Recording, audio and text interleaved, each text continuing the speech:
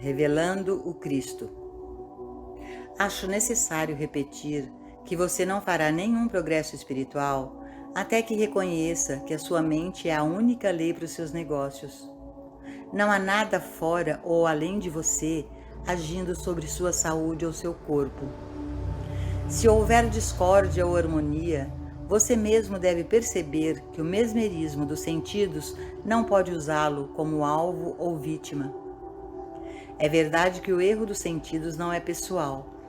Não é você o pecador ou o pensador errado, mas é você quem está aceitando alguma sugestão, que por sua vez manifesta-se como pecado, medo ou doença. Às vezes, o mal chega a nós disfarçado de bem. Assumir os problemas e fardos dos outros é uma bela maneira de permitir a entrada de discórdias. Nossa tarefa deve ser a percepção e realização da liberdade de todos, mesmo daqueles que parecem exteriormente escravos dos sentidos. Simpatizar ou ter pena deles é aceitar as condições ilusórias, e isso abre nossos pensamentos para muitos erros.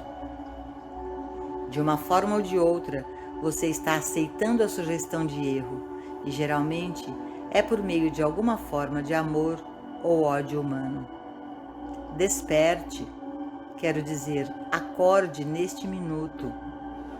Entenda seu amor ou ódio humano como uma sugestão hipnótica. Veja isso como o que isso realmente é e pare de ser manipulado por isso. Pare de simpatizar e sentir pena dos gregos em guerra, dos armênios famintos ou dos judeus perseguidos. Isso não o tornará insensível, mas permitirá que você rasgue o véu da ilusão e só assim então possa ajudar o pensamento receptivo. Sua simpatia apenas fixará a condição com mais firmeza em pensamento. Se você tiver pena de seu paciente, você não o curará. Solte-o, deixe-o ir, ou você não pode fazer isso. Em relação aos assuntos do mundo hoje, precisamos nos lembrar de certas leis bíblicas que normalmente não são consideradas em conexão com eventos nacionais e internacionais. Por exemplo, tudo o que o homem semear, ele colherá. Isso é ensinado como uma lei de Cristo. Esta lei é realmente obrigatória para você? É obrigatória para os homens individual e coletivamente? É verdade que se semearmos as sementes da escravidão, do roubo e da injustiça sobre aqueles que não podem se defender, então devemos ser explorados. É verdade? Parece que sim, a partir desta lei. Jesus disse: vá e não peque mais, para que não te suceda coisa pior. Se isso for verdade, não podemos ver uma razão para a qual que agora está sendo sofrido pelas nações por esses mesmos crimes? Se é verdade que o que você semeia você deve colher, é claro que não precisamos ir mais longe para descobrir a razão dos males do mundo e a solução. Se é uma lei, uma nação escravizar a outra, explorar bens e recursos de outras, controlar outros impedindo a educação, a cultura, liberdade espiritual e econômica de povos inteiros, então não está claro por que tantas nações imperiais, isto é, países que possuem e exploram nações estrangeiras, devem eventualmente pagar a conta agora? Sob essa lei cristã, o explorador não seria eventualmente explorado? Os cidadãos dessas nações exploradoras, por sua silenciosa aquiescência, não seriam parte do castigo? Em filosofia, isso é chamado de lei de causa e efeito. Na filosofia oriental, é conhecido como karma, ou pagamento pelos pecados e recompensas pelo bem. Karma é a lei crística de tudo que o homem semear, isso também ceifará, e a lei de causa e efeito do filósofo. Se tudo isso for verdade, o caos de hoje não será resolvido por acordos humanos, nem por orações a Deus para anular as leis das Escrituras. Somente um caminho está aberto. Portanto, convertei-vos e vivei. Quando os povos do mundo renunciarem às práticas malignas de seus governos e adotarem uma política de amor fraternal para com toda a humanidade, somente então aparecerá a harmonia individual, nacional e internacional. Pense nisso. O verdadeiro significado do ministério de Jesus se perde se não compreendermos suas afirmações. Eu, de mim mesmo, nada posso fazer. E as palavras que vos digo, não falo por mim mesmo, mas o Pai que habita em mim, Ele faz as obras. Jesus não disse essas coisas por modéstia, mas como fatos reais. Há um Cristo dentro do indivíduo e Jesus estava consciente dessa presença. E ele sabia que não era possível fazer nada por si mesmo. Então deixava que essa presença interior fizesse todas as coisas por ele. Você pode compreender prontamente que com a consciência real de um infinito poder e presença dentro dele, Jesus não precisou se preocupar com nenhum detalhe de sua experiência. Ele sempre poderia contar com esta presença, depender totalmente dela para prover todas as coisas, para curar para ele, até mesmo para alimentar 5.000 quando necessário. Era como a fábula de ter uma lâmpada para esfregar, mas não é uma lâmpada, porque o interior conhece a necessidade antes mesmo de se tornar humanamente aparente. Suponho que primeiro precisamos de alguma medida de fé para acreditar que existe tal coisa como este Cristo. Sem dúvida, criados como temos sido, simplesmente não podemos compreender que há mais em nós do que corpo e capacidade de pensamento. Ensinados como temos sido por tanto tempo que devemos ser empreendedores, que o pássaro madrugador é que pega a minhoca, deve ser difícil perceber que existe um outro caminho, escrito com C maiúsculo, um caminho infinito, ou melhor, um caminho infinito, eterno, harmonioso, alegre, bem-sucedido e, tão real e duradouro que não deixa amargura na boca. Esse caminho infinito é o Cristo. Portanto, eu sou o caminho, ou o caminho é eu sou. Testemunhando as grandes obras de Moisés, Salomão, Elias, Jesus, observando as qualidades duradouras do Buda, Shankara, devemos admitir que eles tinham a percepção consciente de algo mais do que a humanidade. Esse algo é o mesmo Cristo, o Espírito de Deus neles, que também está em você. A consciência desta presença interior torna disponível a qualquer indivíduo todo o poder e presença manifestada e demonstrada por Jesus. Você começa a ver como era desnecessário para Jesus se esforçar ou lutar pelo bem de qualquer forma? Você pode começar a ver por que ele enviou os discípulos ao mundo sem bolsa e alforge? Poderia haver uma ocasião para Jesus ter ciúme ou inveja de outra pessoa ou das posses de outra pessoa, não apenas por ele ser um homem, mas porque ele estava consciente da presença e do poder que poderia suprir todas as necessidades sem recorrer ao suprimento de outra pessoa? O Cristo, ou Espírito de Deus, está presente dentro de nós, como nossa consciência de todos os tempos passados, presente e daqueles que ainda aparecerão aos nossos olhos. Nunca houve necessidade de ganância, luxúria, avareza, acumulação, roubo ou pilhagem, exceto que os homens perderam a consciência deste interior. Você o tem, é um gigante adormecido em você.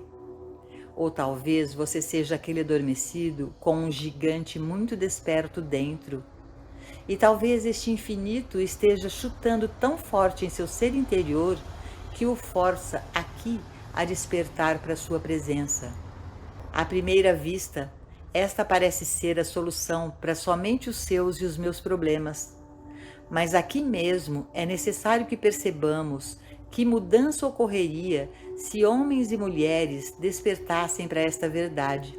Talvez o que eu disse deixe claro para você por que sempre houve guerras, cobiça, falsos desejos e ambições. Isso não deixa claro para você as razões de todos os problemas do mundo? Você não vê como esses problemas são e serão inevitáveis, enquanto o homem acreditar que ele mesmo deve prover, realizar, conquistar? Enquanto o homem tentar resolver o enigma do suprimento por meios humanos, recorrerá ao mau uso desses poderes. A mente humana e a força material não contêm a resposta para a paz, harmonia e prosperidade universais. A compreensão da luz espiritual ou presença interior é a única solução permanente.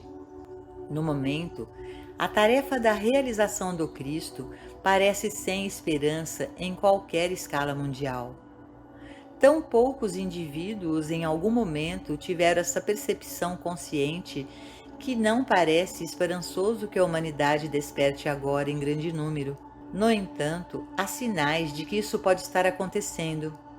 A própria profundidade da necessidade do mundo pode estar despertando-o, ou talvez a consciência esteja se preparando para isso, desde o início dos tempos, através de um processo de evolução. Em primeiro lugar, entretanto, admitamos que existe um caminho infinito e esse caminho é Cristo, ou melhor, a consciência da presença do Espírito em seu interior. Então, vamos nos esforçar por permanecer na ideia, por meio da meditação, oração ou comunhão, de atingir esta consciência. E então vivê-la, ensiná-la, mostrar sua influência curativa, de modo que todos os receptivos a ela se abram para sua luz e calor.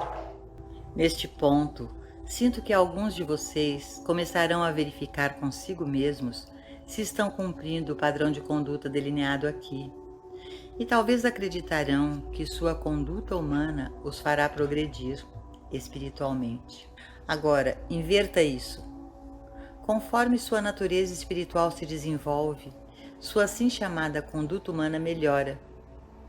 Muitos já acreditam que se puderem melhorar seus pensamentos e atos humanos, isso os levará para mais perto do sentido espiritual. Inverta isso.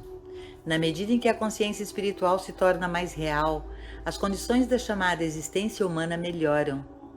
Portanto, não se esforce para se aperfeiçoar humanamente, mas mantenha sua visão no espiritual e no real, e deixe sua, assim chamada, vida humana se desenvolver progressivamente. Alguém pode acreditar que ganhar saúde física ou riqueza é um passo em direção ao espiritual. Nesse caso, exercícios e dieta alimentar seriam uma ajuda para a espiritualidade. Ou um negócio de sucesso poderia ajudar. Não. Tu conservarás em paz aquele cuja mente está firme em ti. À medida em que você vive em uma consciência superior, em um plano superior, o seu assim chamado mundo humano se desenvolverá harmoniosamente, com alegria, paz e sucesso. Por isso, o exercício do pensamento humano não é o fator de cura ou de ser curado. À medida em que a verdade espiritual se revela em sua consciência, a harmonia do corpo ou dos negócios aparece em evidência tangível. Portanto, receptividade deve ser sua palavra de ordem. Receptividade. Pode ser perturbador ouvir que a tentativa de melhorar o pensamento e a conduta humana não é a base do desenvolvimento espiritual. Isso porque estamos realmente nos esforçando para sermos mais cuidadosos com nossos pensamentos e ações. Bem, isso não faz mal. Talvez mesmo esse esforço seja a forma do espírito irromper. Apenas tenha cuidado, não pare por aí. A bondade humana é apenas uma estação intermediária no caminho com C maiúsculo. Existe um vínculo invisível entre todos nós. Essa é uma das razões pelas quais estamos reunidos. Não nos encontramos como humanos. Os objetivos e motivos que governam os humanos não estão em operação aqui. Não estamos aqui para obter nada uns dos outros, mas para compartilhar os tesouros espirituais que emanam de Deus, a luz do nosso ser. Nosso interesse e objetivo em estarmos aqui é o desdobramento do espírito interior. Não nos vemos como homens e mulheres, ricos ou pobres, grandes ou humildes. Ao menos por uma hora, todos os valores humanos estão submersos em nosso interesse comum, que é buscar e encontrar o reino dentro de nós. Nós nos vemos como companheiros de viagem no caminho da luz. Compartilhamos nossos desdobramentos, nossas experiências e nossos recursos espirituais. Não negaríamos nada um do outro. Sobre isso, sinto-me positivo, e você também. Da mesma forma, não há inveja ou ciúme das experiências ou realizações espirituais uns dos outros. Percebamos, mesmo por um momento, que tudo o que temos de suprimento, posição, prestígio ou poder humano, saúde, beleza e riqueza, é um presente de Deus e, portanto, disponível para todos nós, na medida de nossa abertura de consciência. E você pode ver como poderíamos levar nosso amor impessoal aos fatores humanos da existência. Tenhamos a visão de que tudo que alguém possui, mesmo que pareçam ser valores humanos, é apenas a expressão de um estado de consciência. E seria tão impossível invejar ou desejar qualquer uma das propriedades ou terras alheias, quanto seria invejar nosso vizinho pelo brilho do sol em seu jardim. O primeiro passo para viver sem pensar, viver pela graça, viver em paz universal, deve começar aqui e agora. Comece com a compreensão de que não somos humanos, mas de fato somos o Cristo, que tudo o que eu tenho é do Pai, portanto é espiritual, que cada um de nós é coerdeiro com Cristo e não precisa trabalhar, lutar ou conquistar aquilo que é divinamente nosso. Você sabe que nenhum elemento humano entrou neste relacionamento. Ninguém deseja ou pode obter algo de espiritual de outra pessoa. Ninguém tem em mente posição social ou financeira do outro. Temos apenas uma coisa em pensamento quando nos reunimos: o desdobramento de nossa consciência da verdade e luz espiritual. Agora, vamos parar por um momento e perceber esta importante afirmação. Tudo o que qualquer um aqui possui, mesmo de natureza aparentemente material, é o desdobramento de seu próprio estado de consciência e, portanto, pertence apenas ao possuidor. E o que temos ou não temos é a expressão de nosso estado individual de consciência. Podemos ter tanto mais quanto desejamos, ampliando as fronteiras de nossa compreensão e realização. Nada que pudéssemos obter de outra pessoa seria nosso, mesmo se o tivéssemos legalmente. Ainda assim, pertenceria apenas àquele com a consciência disso. E o que é seu é eternamente seu, apenas porque é o seu estado de consciência em expressão. Agora, em nome de Deus, quem e o que há para invejar, odiar, temer ou desejar? Tudo o que o Pai, minha própria consciência, possui é meu. A compreensão desta verdade nos tornaria amigos por toda a vida, vivendo sem medo humano, luxúria, ganância ou qualquer outra emoção negativa. Estaríamos em um jardim do Éden. Esse é o primeiro passo para viver pela graça. E este é o nosso primeiro reconhecimento de um laço espiritual invisível que nos une em uma irmandade eterna e impessoal de amor. Gradualmente, estenderemos desta visão a esta cadeia invisível.